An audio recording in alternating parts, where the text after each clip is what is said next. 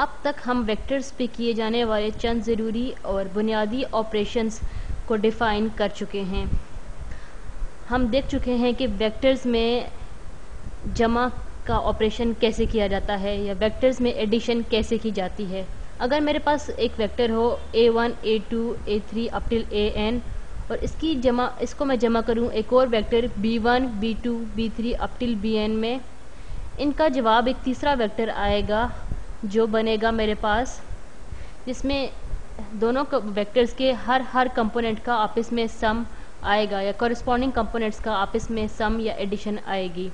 a1 plus b1, a2 plus b2 up till an bn।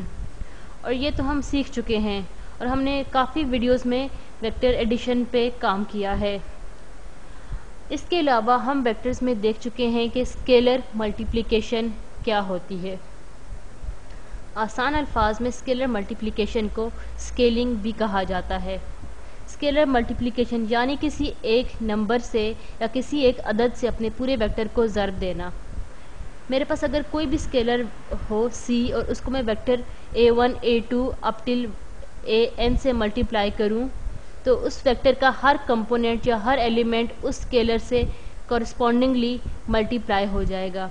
यानी कि मेरे पास एक वेक्टर है c और वो a वेक्टर से मल्टीप्लाई हो रहा है, तो जवाब मेरे पास आएगा ca1, ca2 up till vector can। Scalar multiplication हमारे पास स्केलिंग ही होती है। स्केलिंग को आप वन डायमेंशन में भी सोच सकते हैं या विजुलाइज कर सकते हैं, और 2 और 3 डायमेंशनल भी। इसके अलावा हमने वेक्टर मल्टीप्लिकेशन भी डिफाइन की है। लेकिन वेक्टर मल्टीप्लिकेशन की 2 तरीके होते हैं या 2 तरीकाकार हैं, जिनसे 2 मुख्तलिफ तरीकाकार हैं जिनसे हम वेक्टर्स को मल्टीप्लाई कर सकते हैं। एक होता है डॉट प्रोडक्ट। डॉट प्रोडक्ट को हम यूँ लिखते हैं कि a vector dot b vector. यहाँ पे ये बात जहन में रखनी ज़रूरी है कि इस डॉट पे आप क्रॉस नहीं लिख सकते या वेक्टर मल्टीप्लाई करते हुए बीच में क्रॉस का निशान नहीं डाल सकते, क्योंकि वो एक बिल्कुल ही मुख्तलिफ तरीकाकार है वेक्टर्स की मल्टीप्लिकेशन का। आइए हम सीखते हैं डॉट मल्टीप्लिकेशन या डॉट प्रोडक्ट। मेरा पहला वेक्टर है वेक्टर a, जिसको मैं लिखती हूँ a1, a2, a3 up till an। इसको डॉट प्रोडक्ट में ले रही हूँ वेक्टर b से, जो है b1, b2, b3 up till vector bn। तो इनका जो जवाब है वो हर कॉरस्पॉन्डिंग एलिमेंट का प्रोडक्ट आप इसमें जमा करके जवाब बन जाएगा। यानी कि मेरे पास जवाब है a1 b1 plus a2 b2 plus a3 b3 up till plus an bn।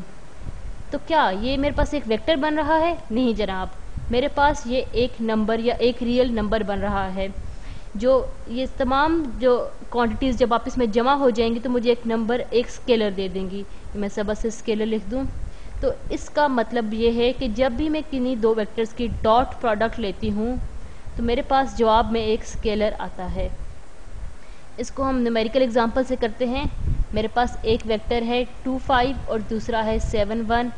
उसको मैं आपस में डॉट प्रोडक्ट ले रही हूँ, तो मेरे पास जवाब आएगा 2 टाइम्स 7 प्लस 5 टाइम्स 1, यानी 14 प्लस 5 इज इक्वल टू 19। यानी कि ऊपर वाले दोनों वेक्टर्स का डॉट प्रोडक्ट मेरे पास 19 आता है, जो कि एक स्केलर है। अब एक और ज़रा बड़ी एग्जांपल लेते हैं। मेरे पास पहला वेक्टर है 1, 2 और 3।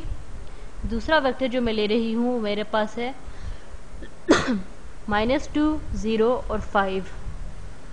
मेरा पहला वेक्टर है 1 into -2 plus 2 into 0 plus 3 into 5। मेरे पास जवाब में आता है 1 times -2 is equal to -2 plus 2 into 0 is equal to 0 plus 3 into 5 is equal to 15। 15 minus 2 मेरे पास 13 आता है, तो इन 2 वेक्टर्स का डॉट प्रोडक्ट 13 बनता है। अब हम देखेंगे कि लेंथ ऑफ अ वेक्टर क्या होता है, या वेक्टर की लेंथ को मैं किस तरह फाइंड आउट करती हूँ। आप कह रहे होंगे लेंथ तो बहुत आम सी चीज़ है, मैं बहुत बचपन से चीज़ों की लंबाई या लेंथ को नापता या नापती आई हूँ। लेकिन ये है कि हम उस तरह से नहीं ले रहे लेंथ को या लंबाई को, उस तरह से नहीं ले रहे जिस तरह से हम आम जिंदगी में लेते हैं।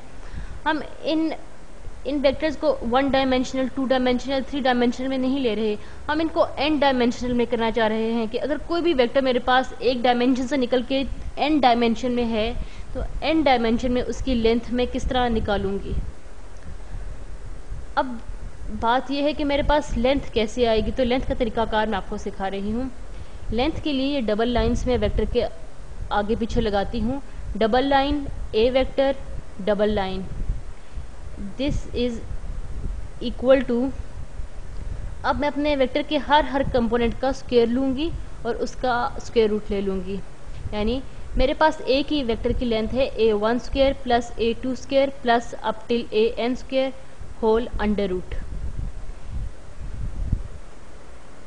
अगर मैं अपने इस वाले वेक्टर को b कहती हूँ और मैं इस वेक्टर का मैग्नीट्यूड, लंबाई या लेंथ लेना चाहती हूँ तो इसका होगा vector b is equal to 2 square plus 5 square is equal to 4 plus 25 यानी 29। यानी वेक्टर b की जो लंबाई मेरे पास है वो स्क्वायर रूट 29 आई है। इसका मतलब है कि अगर मैं अपना वेक्टर b 2 डायमेंशनल में या R2 में ड्रॉ करना चाहूँ स्टैंडर्ड फॉर्म में तो वो इस तरह बनेगा। तो वो यूं बनेगा, 2 दाईं तरफ और 5 ऊपर की तरफ, तो मेरा वेक्टर b यूं बनेगा। अब पाइथागोरस थ्योरम से आप ये देख सकते हैं कि अगर मैं वेक्टर b की लंबाई लेना चाहूँ R2 में तो मैं कैसे लूँगी।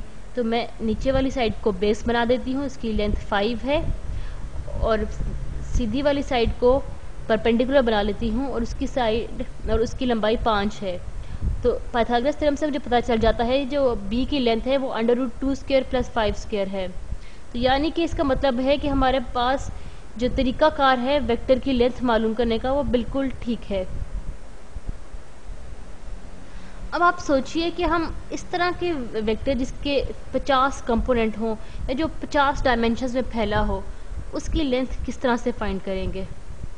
आप इसको विजुलाइज तो नहीं कर सकते, लेकिन आप उसको बना तो सकते हैं, या आप बना तो नहीं सकते लेकिन आप उसको लेंथ लिख तो सकते हैं या न्यूमेरिकली फाइंड तो कर सकते हैं कि उसकी लेंथ क्या होगी, और वो इसी तरीके से होगी जो तरीका मैंने आपको ऊपर बताया है। अब एक ही वेक्टर की अपने आप से डॉट प्रोडक्ट मैं बताती हूँ आपको। a1 dot product with a1 all the way down to an, a1। अब इसका जवाब मेरे पास है a1 into a1 square plus a2 into a2 equal to a2 square plus up till an into an square. तो ये क्या चीज़ है? ये वही चीज़ है जो ऊपर वाली इक्वेशन में आपको रेडिकल के अंदर नज़र आ रही है, स्क्वायर रूट के साइन के अंदर नज़र आ रही है। तो इसको आप यूँ भी अपने जो वेक्टर की लेंथ है या वेक्टर की लंबाई जो है उसको आप डॉट प्रोडक्ट के असूल के तहत भी लिख सकते हैं। यानी वेक्टर की लेंथ आपकी एक ही वेक्टर का उसी से डॉट प्रोडक्ट का अंडर रूट होती है, या मेरे पास वेक्टर की लंबाई के स्क्वायर्ड होता है वेक्टर के अपने आप से डॉट प्रोडक्ट। ये एक बहुत छोटी सी चीज़ है प्रूव करना, और ये मेरा ख्याल है आप अपने टाइम में आराम से बैठकर प्रूव कर सकते हैं।